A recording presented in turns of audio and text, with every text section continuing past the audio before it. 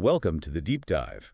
We're the show that takes a whole heap of information, sorts through it, and pulls out the key insights to get you up to speed fast. That's the plan. And today, well, we're diving into something pretty surprising. What if the real secret to turning a struggling business around isn't about doing more stuff, but actually doing less? Right. What if that whole journey from, panic to actually making a profit is really a structured path, a way of simplifying things, driven by something almost like a natural law? Exactly. So our mission today is to really dig into this idea of earning the right to grow. And how to speed that growth up, even when things look, pretty challenging. We're going to unpack a whole set of processes, practices, tools, all from our source material. Yeah, stuff that promises to streamline how things work, boost profitability, and really fundamentally shift how you even think about growth. You'll hopefully discover how to cut through all the noise, find those hidden insights you might be missing, and deploy your resources much more strategically. To get, extraordinary results, let's just jump right in. Okay. So let's set the scene first. Where does this usually start, this kind of panic scenario? What does that actually look like in a business beyond just, say, the red ink on a spreadsheet? Well, imagine a big company, decentralized, maybe like the example in our source material, Rolling Thunder engineered parts. It's spread across different countries, lots of diverse markets. Okay. So it's grown, its footprint is bigger, but here's the key. It doesn't have an overall strategy. You see revenue trending down, EBITDA down, and it's not just a blip. The trend isn't turning around. And the people, they're smart, they're working hard. Right, it's usually not the people. Exactly. They're pulling, pushing, and struggling just to stand in place, as the source puts it. It feels like bad luck, but like Brand Tricky said, luck is the residue of design. Interesting quote. It points to a leadership and management issue, fundamentally, not an effort issue from the team. And I bet for you listening, that feeling... Yeah. It's familiar, right? Mm-hmm. Effort scattered, people pulling different ways. It often comes directly from that lack of clear strategy. It's absolutely. So this deep dive, we'll show you how to spot that core problem, hopefully, and start getting things aligned. But okay, you're in that panic. What's the very first step? It seems kind of counterintuitive sometimes. Yeah, well, the source material points to General George S. Patton. He took this dispirited group of men, right, and turned them into a winning army. How? By starting with perfect discipline. Discipline. Okay, like what? It started with small things, details, making sure neckties were straight, leggings were worn correctly. Really? Neckties? Yeah. It wasn't about micromanaging for its own sake. It was about instilling a sense, a shared identity. We are soldiers, a unified purpose. Okay, so translating that to a business. Yeah. A CEO in that situation. Yeah. The first move isn't some grand speech. Not necessarily. It's more about walking around, looking, asking questions, and this is crucial, listening, really listening. Only then do you start talking, laying out the plan. Listening first. Got it. And building on that observation phase, a key tactic mentioned is the open letter strategy. An open letter. Yeah. To everyone. Yeah, a candid message to the employees, the Thunders, in the Rolling Thunder example. You acknowledge the problems straight up, missing sales targets, costs going up, no sugarcoating. Okay, honest. And then you outline immediate actions like cutting spending where it makes sense, stopping projects that aren't directly bringing in revenue, getting laser focused. And this letter, it also introduces the structure, right? The four-step system. Exactly. Within 100 days time frame. That 100 days thing always sounds so significant, like Napoleon or FDR. It carries that symbolic weight, yeah. It provides structure, but also a real sense of urgency. Things will change, starting now. So the key takeaway here, if you're facing that kind of chaos, is just knowing what to do first. That's huge. It really is. That initial clarity puts you on a productive path instead of just flailing. Okay, so you've got that initial clarity. You've maybe sent the letter, set the time frame. But then comes recognizing this fundamental principle behind the simplification, the 80-20 rule. The Pareto Principle. Yes. Or the law of the critical few and the trivial many.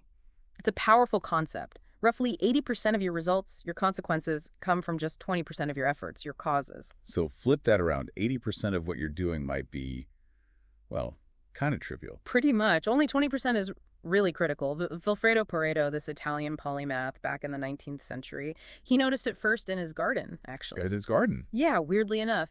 He saw that 20% of his pea plants were producing like 80% of the healthy pea pods. Huh. Then he started seeing it everywhere. Wealth distribution, 20% of Italians owned 80% of the land. Industrial output, same pattern. This uneven distribution seemed to be a natural law. So what's the big so what for you listening?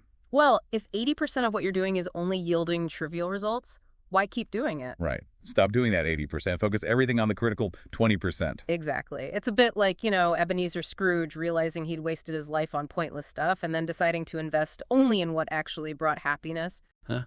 I think we all have those Scrooge moments, realizing we're pouring energy into the wrong things. We do. And this principle helps you, as the source says, shave close or cut to the marrow of what really truly matters for profitable growth. Okay, but doing this requires leadership.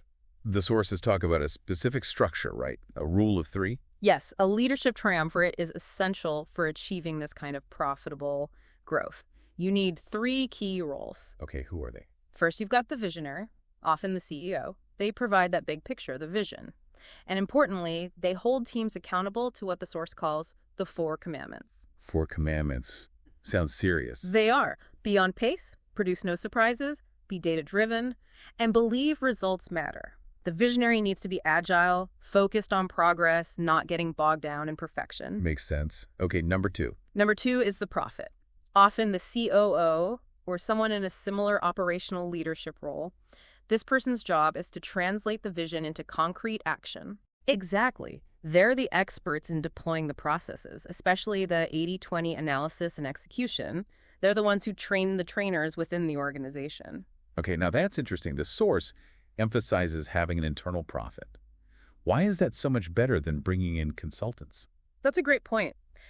Consultants can definitely kickstart the process, but our sources argue pretty strongly that an organic internal profit accelerates things dramatically. How much faster? We're talking seeing real results in maybe 3 to 5 months compared to potentially 18 months or more if you're relying solely on external folks. They know the business, the people, the culture. But what if that internal person isn't quite aligned or maybe doesn't have the clout to push things through? Isn't that a risk? It is a risk, absolutely. And that really highlights why the visionary's commitment, the CEO's backing, is so crucial. They have to empower that profit role. But the payoff, if you get it right, is huge. The internal knowledge makes a massive difference. Okay, so visionary sets the direction. Profit figures out how to get there using 80-20. Who's the third part of the triumvirate? The operators, these are the people on the ground, the business unit leaders, the managers. They have that intimate day-to-day working knowledge. They take the vision, use the profit's guidance and tools, and actually apply it in their specific areas. They also provide that critical real-time feedback loop. So the vision meets reality through them. Precisely. And the success stories mentioned, like Illinois Toolworks, IDEX, Modine, they apparently saw dramatic sustained growth after they fully embraced this rule of 3 and committed to 80-20 internally. Outperforming the S&P 500 significantly. Yeah, far outperforming it. It proves the point. Yeah. Consultants can start you off, but that really rapid sustained growth, it comes from building that capability inside. So for you listening, think about your own setup. Is that vision crystal clear? Is there someone driving the how internally? And are the people actually doing the work, the operators, fully aligned and equipped? Good questions to ask. Okay, so we're moving from that panic state towards clarity. But that often involves facing some uncomfortable truths, right? Fear, uncertainty, doubt, FUD. Yeah, FUD is real in business. Fear is natural. But our source material makes a key point. When you lack data and real insight, a vacuum gets created. And FUD loves a vacuum. It fills the space. It fills the space. It feels incredibly real, but often it's fundamentally just the absence of knowledge. How do you fight that feeling? Well, there's a powerful lesson in the Stockdale paradox. Admiral Jim Stockdale, he was a POW in Vietnam for years. Right, I've heard of this. He said the key to survival was confronting the most brutal facts of your current reality head on, while never losing faith that you would ultimately prevail. So brutal honesty, but also unwavering faith. Exactly. He actually said the pure optimists, the ones who kept saying, oh, we'll be out by Christmas, they were often the ones who didn't make it. They died of broken hearts when Christmas came and went. Wow, that's so... So the insight for business is you can handle the truth, even if it's painful. You can, and you must. Process and discipline, like Stockdale's routines, those are your antidotes to the panic and despair that FUD can create. And finding that truth, that the source says it's less about finding it and more about creating clarity. How does that work? It's about actively engaging, seeking out the data, looking at it, really seeing it, thinking about it. By doing that, you cut through the distractions, the noise, the FUD, and the truth starts to emerge. You create the conditions for clarity. Like scientists, the source says. Business leaders should express behavior in numbers. Right. Every single business generates data. Tons of it, usually. The leader's job, the executive's task, is to actually engage with that data, not ignore it or be intimidated by it. So the question for you listening becomes, what numbers are you actually looking at? Are they bringing you clarity, or are they just creating more confusion, more questions? That's the litmus test. And to make sure you're measuring the right things, the source emphasizes. Measure only to improve. Not just measure for the sake of measuring. Exactly. And the 80-20 principle is the key to turning that data into actual improvement. You do this by segmenting your customers and products into 4 distinct quads. Okay, let's break down these quads. This seems really practical. Like the source says, it's your treasure map. It really is. It shows you exactly where to focus your energy and resources. So quad 1, they call it the fort. It's a fort, okay. This is your best customers, your A customers, buying your best products, your A products. This is your absolute treasure. It's roughly that 20% of customers and products generating maybe 80% of your sales. And probably even more of your profit, right? Because they're efficient. Exactly right. Higher margins, less hassle usually. So the strategy here, you should be allocating something close to 80% of your resources, your effort, your attention, right here. 80% of that 20%? Wow. That means really overserving these crown jewels. Absolutely. Whatever they need, keep them delighted. Okay. Quad 1, the fort. Got it. What's next? Quad 2 is called the necessary evil. Ooh, sounds ominous. It's your A customers, your best customers, but they're buying your B products, the less strategic, maybe lower margin stuff. Okay. So you can't just ignore them because they're your best customers. Precisely. You need to keep those A customers happy overall. So the approach here is minimal necessary resources. Aim to break even on these transactions if you can, but definitely never lose money on them. Fulfill the need, but don't overinvest. Minimal resources, break-even target. Okay. Quad 3. Quad 3 is transactional. This is your B customers, the less critical ones buying your A products, your best stuff. Okay, so they want the good stuff, but they aren't your core customers. Right. So treat these interactions strictly transactionally. Minimum resources again. Maybe push them towards online ordering, self-service. Don't assign your top salespeople here. There might be some opportunistic profit, but don't chase it with heavy investment. Makes sense? Keep it simple, low cost. Okay. And last one, Quad 4. Quad 4 is where the tough decisions happen. It's price up or out. Price up or out. Okay. This is your B customers buying your B products, the non-core customers buying the non-core stuff. This sounds like the 80% of effort for 20% of the result zone. Or worse. These often actively destroy your margins. They consume resources, time, complexity, far outweighing any revenue they bring in. So what do you do? 2 options, really. You either have to price them up significantly, enough to make them genuinely profitable. Which probably means many of them will leave. Which might mean many leave, yes. And the source says that's often a boon, a good thing, not a loss, because they were draining you. That's such a counterintuitive idea for most businesses being happy to lose customers. It is, but it's critical here. If you can't price them up to profitability, the other option is you drop them. You actively exit that business. Wow. Okay, so this quad analysis, it really forces you to confront where the value is and isn't. Absolutely. It cuts through all that noise, helps you avoid getting stuck in analysis paralysis, and shows you exactly where to point your limited resources for the biggest bang. So 80-20 thinking, the quad analysis, it's all about simplification, right? But not making things dumb, just focused. Exactly. Focused on what actually produces profitable growth. And to help with that simplification, the source offers this toolbox. They call it the Dirty Dozen. The Dirty Dozen, 12 tools. 12 practical tools or tactics to actively eliminate complexity, mostly aimed at those quad 3 and quad 4 situations. Okay, give us a couple examples. What's in the toolbox? Sure. On the customer side, there's one called Stop Discounts to B Customers. Pretty straightforward, right? Don't erode your margins trying to win or keep low-value customers happy with price cuts. The source calls that one Can't Buy Me Love. Yeah, they have these catchy song titles for them. Another one, require upfront credit card payment for low-margin sales. Money, that's what I want. Right. This isn't just about cash flow, though that helps. It's also about signaling that it's a purely transactional relationship and reducing your own administrative overhead, like chasing payments. Okay, those make sense for customers. What about on the product side? Dealing with those B products. Well, there's drop B products with no strategic value. The song title, No Scrubs. Huh? Okay, that sounds simple, but I imagine there's often huge internal resistance to dropping products, right? Legacy stuff, someone's pet project. Oh, absolutely. Huge resistance. But the insight here is powerful. Every minute, every dollar, every bit of factory space or warehouse shelf dedicated to a B product is resource taken away from your vital A products. So it's not just cutting, it's actively reprioritizing your energy. Precisely. Another tactic is offer B products in single standard packages with no customization. They call that one take it or leave it. Reduces complexity massively, I bet. Drastically. Cuts down on inventory variations, manufacturing complexity, ordering errors, everything. If someone wants a B product, fine, here's the standard offering, no changes allowed. So the core idea behind this dirty dozen, for you listening, it's about looking honestly at where you're bleeding resources, time, effort. Yeah, where the complexity is costing you. And these tools give you concrete, actionable strategies to stop the bleeding and reallocate those resources back to quads 1 and maybe 2, where they'll actually generate profitable growth. Okay, this connects to another concept, the zero-up thought experiment. What's that about? This is where you apply that 80-20 thinking, not just to revenue, but to your overhead costs.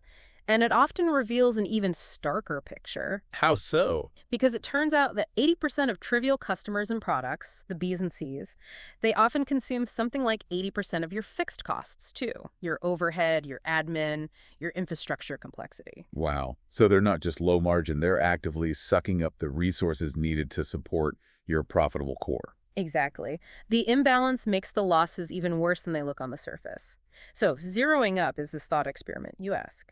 What would it really take, starting from 0, to serve only my critical 20%, my quad 1 customers and products? If they were your only customers, what resources would you actually need? Right. How much factory space, how many salespeople, how much admin support? You build it up from scratch, hypothetically. You do this segment by segment. Yes, segment by segment. Starting with just your organic resources, the bare minimum needed for quad 1. Then you figure out the inflection point, the point where adding more customers, the quad 2s, 3s, and 4s, actually starts to lower your overall profitability, your EBITDA margin, because the complexity costs outweigh the revenue gains. That must reveal a lot of hidden costs. It really does. The hidden costs of complexity become glaringly obvious. And it helps you right-size your operations. The source even provides a metric for this. The right-to-grow ratio. That's the one. It basically compares how much your profit grows relative to how much your revenue grows for a given segment. A ratio of 2.0 or higher is a green light, healthy, sustainable growth. 1.5 is yellow, caution. 1.0 or less is red. You're adding revenue but not profit, or even losing it. It's a diagnostic tool. So for you listening, this zero-up exercise isn't just about cutting costs, though that might happen. It's about truly understanding the real cost and profitability of every single part of your business. So you can reallocate resources for maximum impact and genuinely earn the right to pursue further growth in the right areas. Which brings us to the importance of having a clear goal. You mentioned urgency earlier. The source uses Columbus as an example. Yeah, it argues that setting a business goal is, in some ways, easier than a life goal because business often speaks the clear language of money. Columbus had a simple goal, right? Get wealth from spices and gold in the Indies. That clear what drove everything. So a business needs that same kind of direct, clear, measurable financial goal. Absolutely. Rolling Thunder, in the example, set a goal. $2.5 billion in revenue, high teens margins, $300 million EBITDA, all within 5 years. That's the what. That's the destination that guides all the subsequent actions, the how. Because, as the saying goes, an unaimed arrow never misses. But it also never hits a strategic target. You need that bullseye. You need to know what you're aiming for. The source also uses the Titanic as a cautionary tale here, doesn't it? It does, a powerful one. The disaster wasn't just misfortune, it argues. It was a failure of strategy and execution. How so? Well, they ignored multiple iceberg warnings. The lookouts didn't have binoculars. Communication between the bridge and the engine room was unclear. They didn't fully understand the capabilities and limitations of this new giant ship technology. A compelling, controlling strategy focused on safety over speed records, perhaps, was fundamentally missing. So for you, are your goals clear and measurable? Are you really focused on that strategic destination? Or are you, maybe like the Titanic, getting distracted by other things, non-strategic objectives that could lead you way off course? It's a critical question, and once you have that goal, that what, you need the how. Step 2 in the system is framing the strategy. Right. Ben Franklin said time is money, but the source adds time stays, we go. You don't have forever to figure this out. Exactly. Time is finite. So step 2, framing the strategy, is all about simplification again. Getting to the essence, like Thoreau wanting to live deep and suck out all the marrow of life. Find the core of the business strategy. Find the core. The deliverable here isn't some perfect 100-page plan. It's a framework. It's scaffolding. It focuses on speed over perfection. You know it's going to be modified as you learn more. And this framework, it's built on the strengths you identified through that 80-20 analysis, right? Your quad one. Yes. You need to identify and articulate your core strengths. What makes your quad one so strong in words, not just numbers? That helps stimulate innovation and thinking beyond just repeating what you're already doing. So the takeaway here for you is, don't get paralyzed trying to create the perfect strategy document. Please don't. Get a working plan, a framework, in place quickly. Know it will evolve, but build it on your genuine strengths, your core. Okay, so step one is the goal. Step two is the strategy framework, how, broadly. Step three is building the structure. Right. Step 3 takes those strategic insights from the framework and starts to articulate a clearer vision of what tomorrow looks like. You lay out the specific initiatives needed to achieve the objectives. And this is where things like mergers and acquisitions might come in. Potentially, yes. If growth through acquisition is part of the strategy, this is where you'd start filtering potential targets, using criteria derived from your core strengths. The source suggests filters like, do they offer mission-critical products? Do they have recurring revenue streams? Do they have pricing power? Are they in attractive, growing markets? And there's a specific thinking process here, divergent-convergent. Yes, the divergent-convergent thinking cycle. First, you diverge, brainstorm broadly. Think of all the possible strategic options, initiatives, ways to achieve the goal. Don't filter yet. Get all the ideas out there. Then you converge. You start to narrow down, define the specific initiatives, answer those key strategic questions. Where will we compete? How specifically will we compete? Why will we win in those chosen areas? Okay, structure built. Then finally, step 4, launch the action plan. This is it, the culmination of that first 100 days. You define the specific imperatives, the tactics, the actions needed to actually execute the strategy. It's what Churchill called the end of the beginning. Moving from thinking to doing. Exactly. Converting thought into tangible action. And a key tool mentioned here is the X matrix. X matrix. Sounds complex. It's actually a visual planning tool, comes from Japanese Hoshin Kanri management. It looks like a grid, but it's brilliant for aligning everything. It visually connects your high-level strategic goals to your annual objectives, your milestones, how far, down to the specific initiatives, how, and crucially, to who is accountable who. Names are named. Names are named. It creates clarity and alignment across the organization. Everyone can see how their work connects to the bigger picture. And all these objectives, they need to be smart, right? Absolutely. Specific, measurable, assignable, realistic, and time-related. That old Drucker wisdom, what gets measured gets done, it still holds true. And there's a feedback loop. Do check out. Yes, essential. You execute the plan, do. You constantly evaluate the results against your metrics, check. And then you decide on the next steps, adjust, continue, stop, act. It ensures continuous learning and improvement. So for you listening, this is really where the rubber meets the road. It's about taking action, even if the plan isn't perfect. You're kind of building the airplane while you're flying it, in a way. Knowing that continuous monitoring, checking, and acting is far more valuable than waiting around for some mythical perfect plan that may never arrive. Okay, so those first 100 days, the 4 steps, they get you positioned. But it doesn't stop there, obviously. What happens in the first full year and beyond? Right. The first year is really about refining that strategic framework you built and starting to accelerate the profitable growth you've hopefully unlocked. So Q1 of that first year. You're doing a really comprehensive assessment of the situation now that the dust has settled a bit from the initial changes. You continue using those zero-up workshops, maybe drilling down deeper into segments to really optimize resource allocation onto the critical few. And Q2, still refining. Still refining and maybe making tougher calls. The source reminds us there's often no quick fix for a business that's been misfiring for a while. You might realize in some segments you really do need to scrap everything and start from scratch. Applying that zero-up thinking ruthlessly, segment by segment. Exactly. Then Q3 and Q4 are typically focused on the more traditional business planning and annual budgeting cycle, but now heavily informed by the 80-20 simplification. The focus on the critical few should be baked into the budget. So for you, the key takeaway is this isn't a one-time project.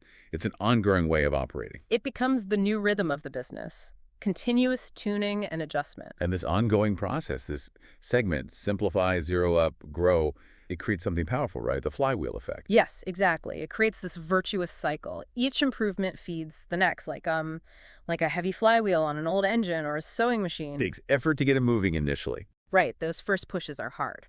But each push, each incremental improvement adds energy. It starts to build momentum. Eventually, the flywheel seems to be spinning almost on its own, driving growth more easily. Efficiency creates the flywheel, which then drives more efficiency. That's the idea. It helps the business overcome inertia, move faster and faster, and potentially become this unstoppable juggernaut in its chosen core markets. So for you listening, think about your business like a system. Small, consistent improvements focused in the right areas using 80/20 can build that unstoppable momentum over time. Growth starts to feel less like a constant struggle and more almost effortless. Well, maybe not effortless, but certainly more focused and powerful. Okay. Now, we talked about 80/20 for customers and products. Does it apply to people too? Your workforce? Oh, absolutely. The source argues it applies very directly. Roughly 20% of your employees are likely driving something like 80% of your actual revenue, your productivity, your innovation. Your vital few employees. Your vital few. And here's where the source material makes a really interesting, maybe even controversial point. Okay. It challenges the common assumption of the bell curve, or normal distribution, for human performance. You mean the idea that most people are average, with a few low performers and a few high performers at the tails? Exactly.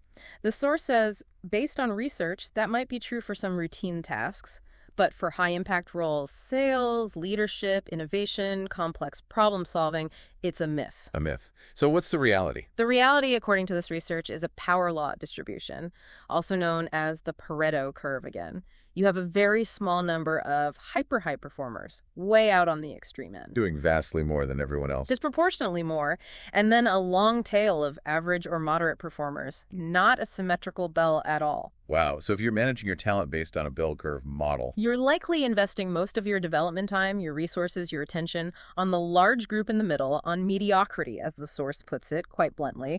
And potentially neglecting or under-resourcing your actual hyper-performers, the ones driving the most value. What kind of impact does that have? It's huge. It holds back innovation, growth, everything. So for you, the implication is pretty clear. You need to identify your A employees. That top 20%, the hyper-high performers, the near hyper-high, and those with clear potential to get there. These are the people you absolutely need to attract, empower, develop, and crucially, retain. They are disproportionately critical to your success.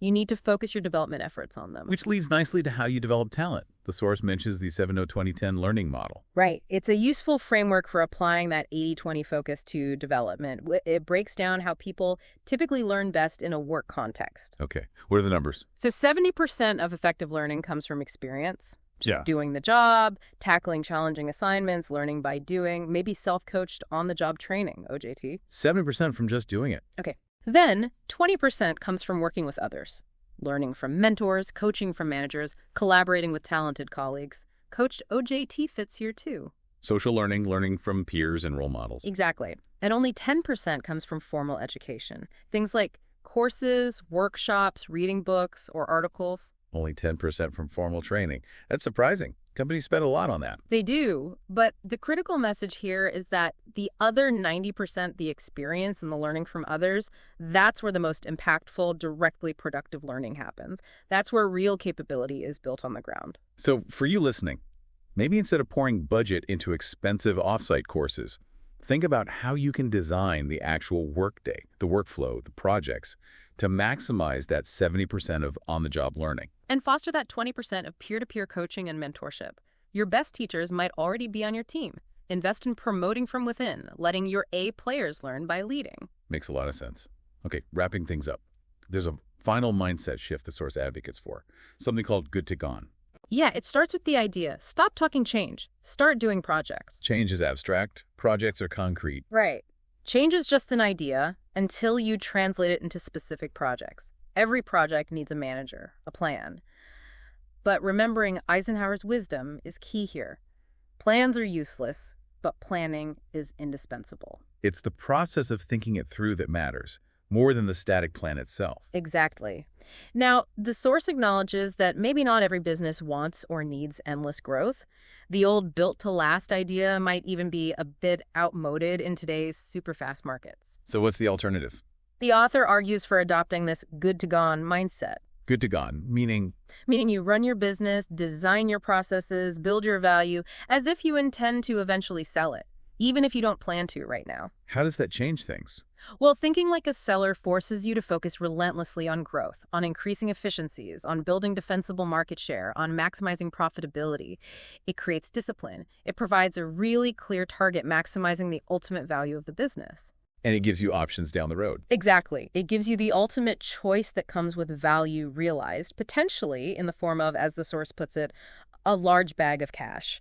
Whether you take that option or not, running it as if you will makes the business stronger. Interesting perspective. Okay, so let's recap this deep dive. We've really journeyed from that state of panic to potential profit. We have. We looked at how embracing the 80-20 principle, that natural law, is fundamental. And implementing it through things like the rule of 3 leadership structure. That structured 4-step system for the first 100 days. And using data, like the quad analysis and zero-up thinking, to drive real simplification and focus. We also touched on how managing in real time, building that flywheel effect, and really focusing your talent development on your true high performers using models like 7-0-20-10 can transform the business long term. Right. So let's leave our listeners with a final thought, something provocative to chew on. Okay, well, building on everything we've discussed, here it is. If you genuinely want tomorrow to be different from today in your business, you absolutely must do something different today. Not next week, not next quarter. Today. So the question becomes, what will be the one critical few action you take right now? Yeah. The one project you launch based on these ideas to start building your own flywheel of profitable growth. And maybe will you embrace that slightly challenging idea that your business, like a product you're carefully cultivating, could be designed not just to last indefinitely, but perhaps to be good to gone, maximizing its value for whatever future you choose. Something to think about. Thanks for joining us on The Deep Dive.